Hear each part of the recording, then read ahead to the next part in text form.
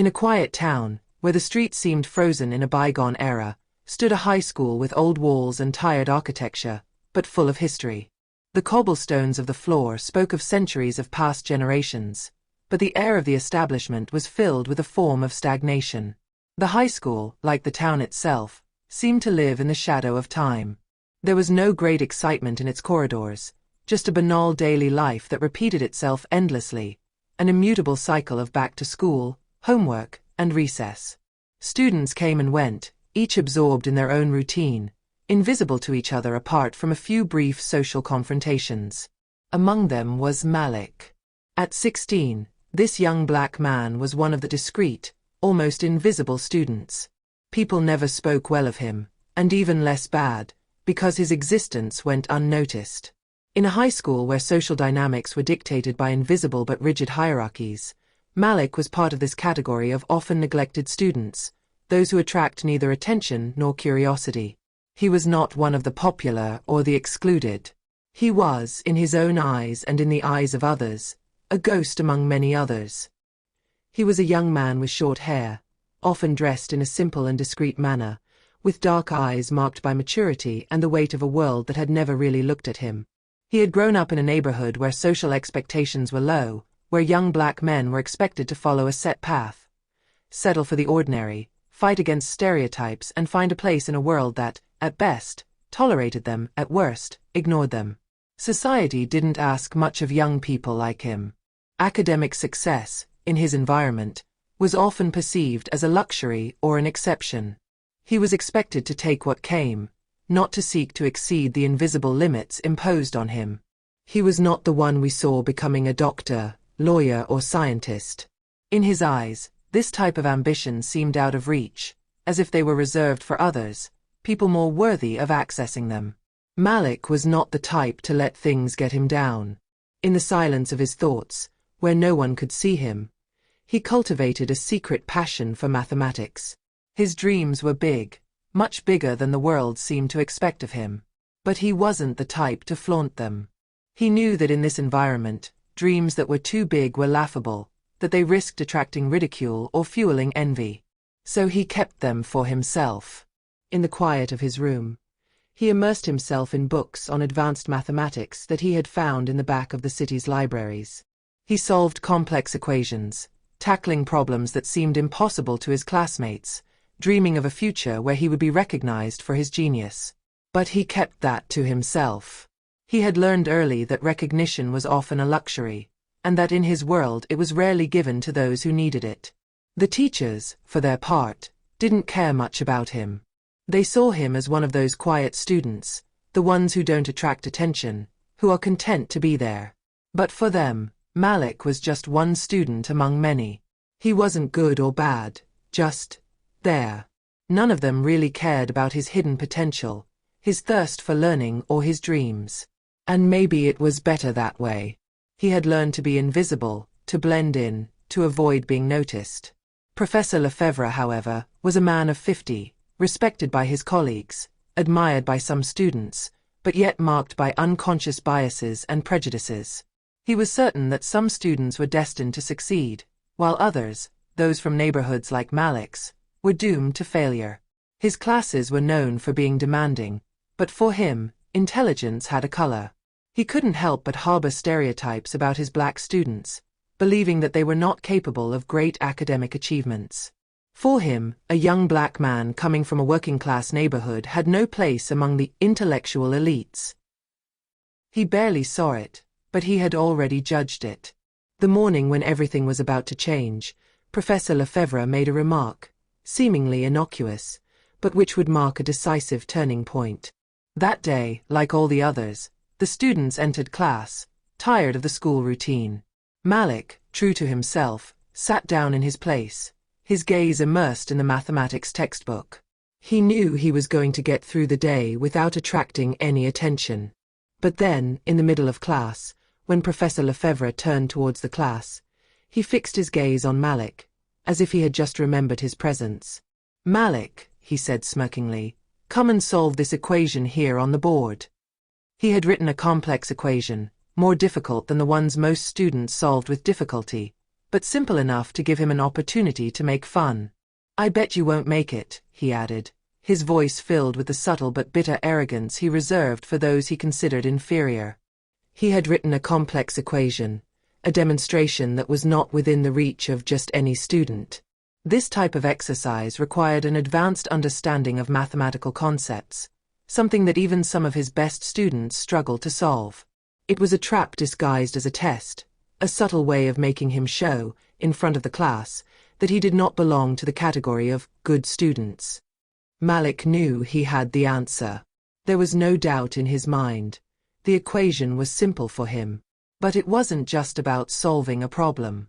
It was a game, a trap set so that he would fail, so that everyone would see that he was, according to the professor, a young black man from a working-class neighborhood, and therefore limited in his abilities. It was there, in Professor Lefebvre's eyes, in the way he had chosen Malik, that he was trapped. Class was suspended at the moment. A heavy silence had settled. The students looked at each other, barely whispering, their eyes focused on Malik. They all knew, or at least they thought they knew, that Malik was going to fail. That the supposed intelligence he barely displayed would be belied by his inability to solve a simple math exercise. Professor Lefebvre, smiling inwardly, was already awaiting his victory in this humiliation which he considered inevitable. But Malik knew that everything was going to change at that precise moment. He walked towards the painting with the tranquility of a man who had no fear. In his mind, he was already breaking down every part of the equation, every number, every variable. Everything was clear to him. But it wasn't just the equation he was solving. It was a message he wanted to convey, a message the whole world had never given him the opportunity to shout out loud. He looked around the room for a moment, a slight shiver running through his hands, but he tried to chase it away. The air was thick, heavy with expectation, and something inside him tensed, not out of fear, but out of the feeling that he was finally going to make his voice heard. His hands barely shook as he grabbed the chalk. He wrote the first lines of the equation in fluid, controlled writing. Then he moved forward with unwavering precision. Each step he took was like a blow against the very idea that had been imposed on him. He solved the equation with disconcerting ease, his mind racing at breakneck speed. He knew his calculations were correct. He didn't just have to solve this problem. He had to do it in a way that was indisputable, that shed light on the true nature of his intelligence. The students who watched him, speechless, could not understand what was happening. They were used to seeing students like Malik in difficulty, sometimes lost in complex subjects, but what they saw there was not the student they knew. What they saw was someone else. Malik was no longer this self-effacing, discreet, invisible young man. He had become, in a few moments, the one who mastered the art of numbers with an ease that commanded admiration. The sound of chalk on the board seemed to amplify every second of the ordeal. A murmur passed through the ranks, a wave of astonishment that spread like a wave in the room. Malik finished his work in record time, taking one last look at the equation before setting down the chalk with quiet precision. He turned slowly, standing up with a new confidence, and the class stood frozen. Professor Lefebvre, although a man accustomed to managing his students with authority, seemed lost in thought. His gaze was fixed on the board, where the answer was clearly written. He had never seen Malik act like this. Not with this ease, not with this assurance. This was none of the awkwardness he had anticipated. This young man had just broken something within him, an unfounded certainty that he had held for a long time. Lefebvre tried to hide his surprise behind a mask of neutrality. He blinked, trying to regain control of the situation, but the emotion he felt, this forced humility in the face of his own prejudice, escaped him. Malik had trapped him in his own arrogance, and for the first time, Lefebvre felt helpless. The silence that followed was heavy, almost palpable. Then, slowly, the class began to murmur, a breath of astonishment running through the assembly. The whispers turned into hushed conversations, students discussing what they had just seen, trying to understand what had happened. Malik's gaze, calm and composed, scanned the class one last time. He knew what he had accomplished. It wasn't just solving an equation. He had broken an invisible barrier, a glass ceiling that society had placed over his head. He had shown that he was more than what others thought of him. Then, with a slow but confident step, he turned to Professor Lefebvre. He knew this moment wasn't just about him. It was for all those who had been invisible, for those who had been judged before even knowing them.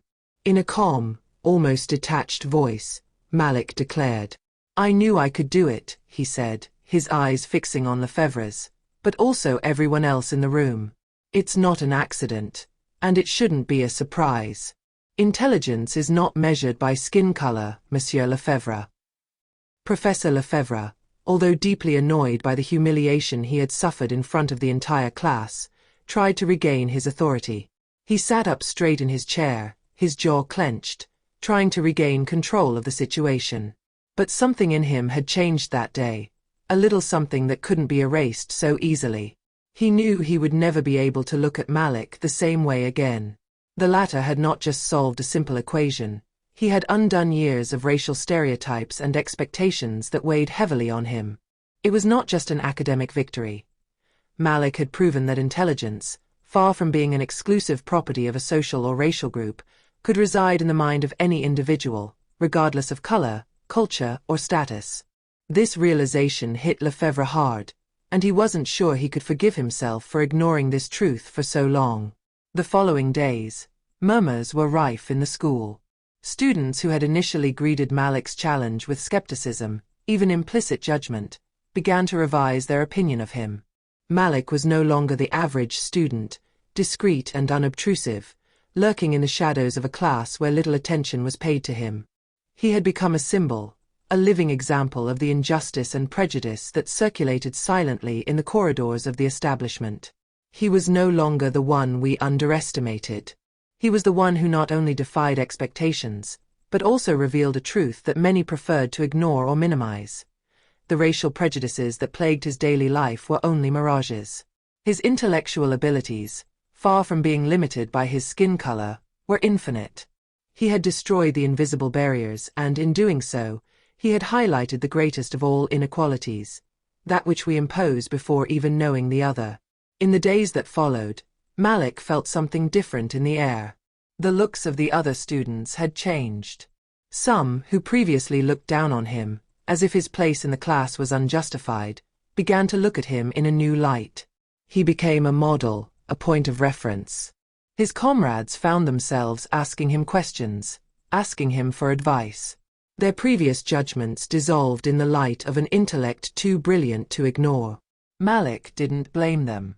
After all, he knew that everything he had accomplished couldn't erase years of misperceptions overnight. But he had opened a breach. And no one could close this breach. A month later, an unexpected invitation arrived. Malik had been selected to participate in a regional mathematics competition, a prestigious event which brought together the best students in the region. Although there was never any doubt in his mind about his ability to shine, this event marked a turning point. He had something to prove to himself, certainly, but also to others. During the competition, he lit up the room with his quick and precise answers, solving problems with impressive ease. The judges, initially skeptical, could not help but admire his calm and brilliance. Malik no longer needed to justify his existence. He was there to do what he did best, excel. And he excelled. At the end of the ordeal, his name began to circulate among teachers and students, finally recognized for its true value. Malik was no longer the invisible student, nor the local boy. He was one of them. For his part, Professor Lefebvre found himself confronted with his own biases. He had seen Malik as an ordinary young man, barely up to standard, a simple student among many others. But after that day, something inside him cracked. During an informal conversation with his mathematics colleague, Lefebvre opened up, admitting his errors and hasty judgments. "I had no idea," he said under his breath, his voice betraying a mixture of shame and realization. "I judged Malik like many others, without ever having taken the time to really know him. I fell into the trap of prejudice."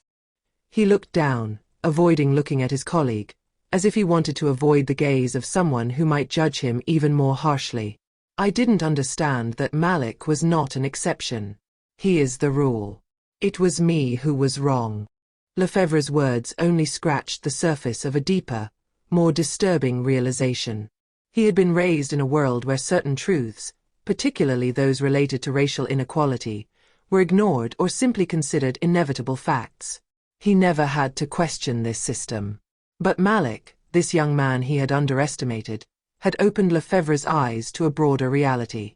More than an act of personal redemption, this awareness was also a call to action.